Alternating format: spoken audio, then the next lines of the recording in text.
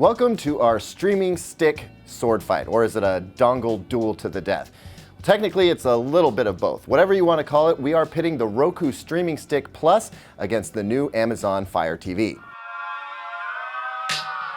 Why these two devices? Well, they're both $70. They both stream 4K HDR video from all the popular apps.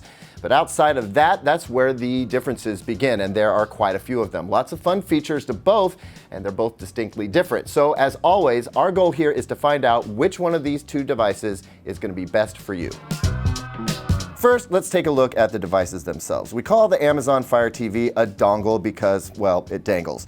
This has some advantages as it will be easy to plug in, but on the downside, it puts stress on your HDMI port due to its weight. We suggest using double-sided tape or maybe some Velcro to stick it to the TV. The Roku Streaming Stick Plus, on the other hand, is more of a compact, lighter weight stick with its 802.11ac dual-band antenna built into the power cable, which you can't replace. But that could end up pulling in a better Wi-Fi signal in tough spots like hotels and dorms where you may be pretty far away from a Wi-Fi router.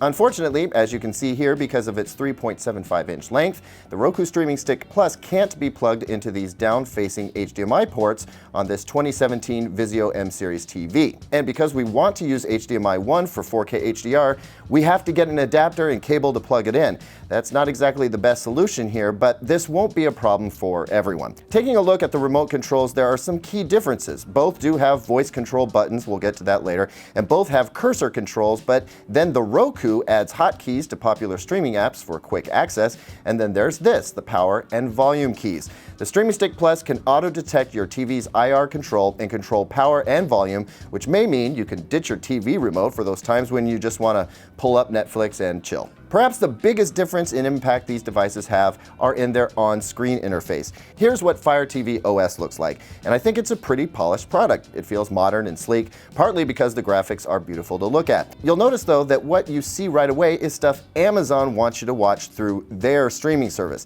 You have to dig just a bit to get to Netflix and other apps, but they're here, and the quality of those apps is strong. You get the latest version of apps with Fire TV these days, which is a step up from when the device came out a couple years ago.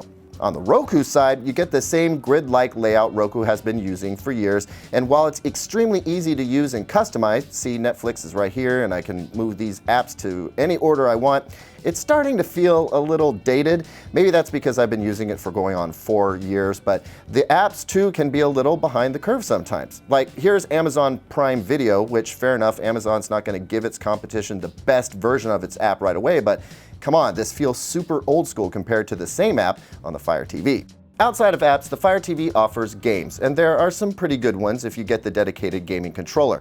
But the Fire TV's real ace in the hole is Alexa. And not just built-in Alexa, but any Alexa-enabled device in your house can control the Fire TV, or at least get you closer to watching your TV shows and movies. Sure, I can pull up the remote and ask Alexa anything, and I'll get the same answer as if I were to ask through an Alexa speaker. What's the weather like in Toronto, Canada? But it's more likely I'm going to use voice to find stuff I want to watch. I want to watch Orange is the New Black. Here's the result, and this is actually an improvement over prior years because Amazon is showing me I can watch it on Netflix for free as opposed to trying to push me towards the Amazon Prime paid version, although they'll show that to you as well. This doesn't work for all apps though. Contrast that with the Roku, which you can't use voice to control per se, but you can voice search. Show me Orange is the New Black. And there we have it, we're ready to stream on Netflix. Let's search for a movie I know is available free on Netflix and paid elsewhere. Show me Sausage Party. This is free on Netflix and Roku shows us that right off the bat, along with all the other places I can watch and how much I'll have to pay, if anything. Contrast that with the Amazon Fire TV. Show me Sausage Party. All right, we pull that up and it's available on Netflix, but to find where else I can watch it, I have to do a little more work. We'll click more ways to watch, and then you'll see the only other option it's offering here is from Amazon. So when it comes right down to it, both of these devices are doing basically the same thing, streaming you movies and TV, but they're doing it in very different ways. And they each come with bonus features that are targeted at very different kinds of users. So for most people, I think the Roku Streaming Stick Plus is the better choice. It's app agnostic, it comes up with the best search results, and it's so intuitive that you know how to use it just right out of the box. Plus, the Roku app is great as a second remote, and you can use it to listen through your phone and headphones or with a Bluetooth speaker. The Amazon Fire TV has its place too though, and I'll admit I love using it too.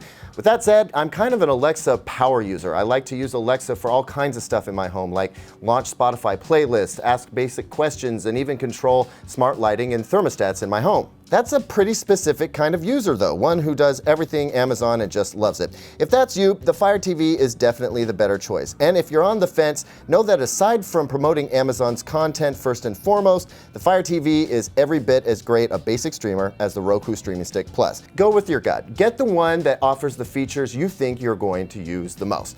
That's it for our Roku Streaming Stick Plus versus Amazon Fire TV. For full reviews on both of these devices, be sure to check out digitaltrends.com.